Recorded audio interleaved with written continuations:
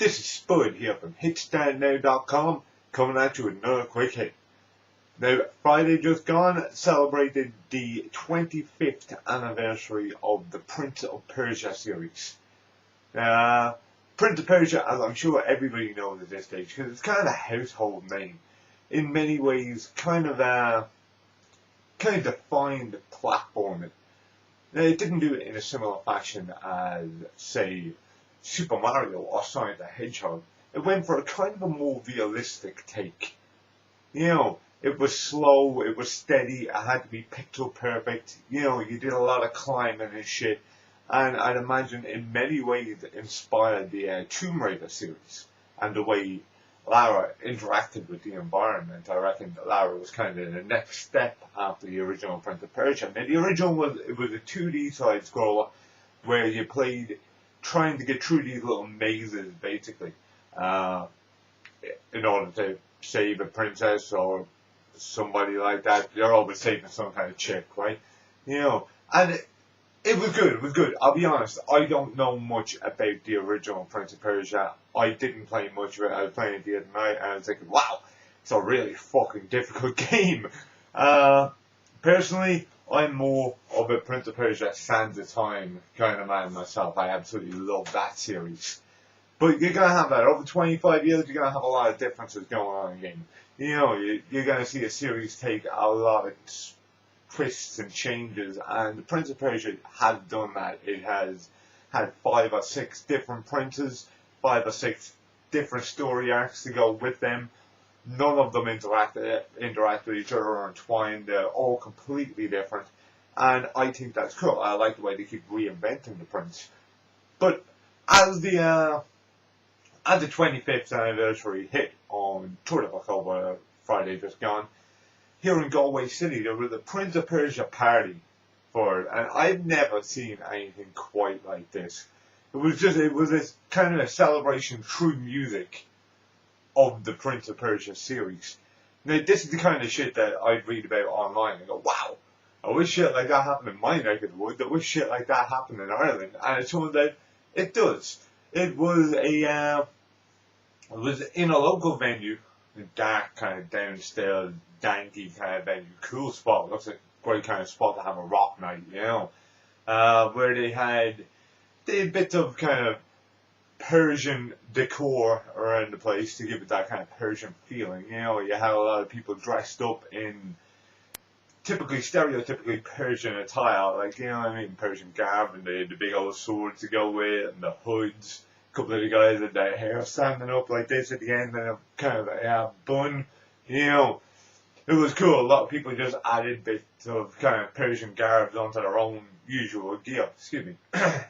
Which was cool as well. You'd see people coming in their regular gear, but with big kind of belts and stuff like that on, or maybe a sash of some description. I thought that was really cool. You had a couple of game setups there where you could play the original Prince of Persia game, which was myself and Richie, also from HitStartNow.com. We hung out and we played a bunch of Prince of Persia that night. They had it projected onto a wall. It was a lot of fun. Then to top it all off, is it that and a couple of drinks isn't enough crack, you also had a full DJ set going on with 4, maybe 5 DJs playing, you know, and it was great. It was absolutely great. Now, I'm not big on DJing myself. It's not really my cup of tea musically. I'm more of a kind of a heavy metal kind of guy. Like, you know what I mean? I like a bit of hard rock to go with it. Drum and bass, not really my kind of gig, you know, but this was something else. This was something worth seeing because every track incorporated not only Prince of Persia, but video games as a whole into the music. And that was something, man. That was really something. One of the boys opened the set with a little Sega and then went thumping into it, for example. Like, you know what I mean? One of the guys was scratching through a bunch of old Prince of Persia themes. There were little bits of everything thrown in. I heard some Castlevania in there. I heard some Super Mario in there. Just thrown, not randomly, orchestrated, of course, but thrown it into the middle, unannounced, in the middle of tracks, mixed in perfectly so it all felt as one piece. You know, that was something. that was really something. It's really something to think about. The fact that video games have gotten to such a stage where they can be incorporated into music, not only just here or there, but into it enough to make an entire gig out of it and around video games. That's really something, like, you know what I mean? That shows the impact that video games have on our culture these days, and how big gaming is now as a whole. You know, like, I don't know, to celebrate 25 years or something, usually when it comes to games, you gotta have a few games of it and a drink with your mates. You're not gonna go down to a local club and watch a DJ set orientated around that. That just doesn't happen. So this is fantastic. It's so out there. You know, so we sat there and we watched and we grooved a little bit and we fucking heard the music and we took it all in. We drank that music in and we played a bit of Prince of Persia, and it was a fantastic night. You know, it made me leave thinking, God, I wish I knew more about the original Prince of Persia night. It made me want to go home and download a version of it and play it, or maybe buy a cart online and play it. And it gave me a whole new love for the Prince of Persia, and I'm a big fan. Like I said, it's the Sand of Time series for me, but I'm a big fan of it.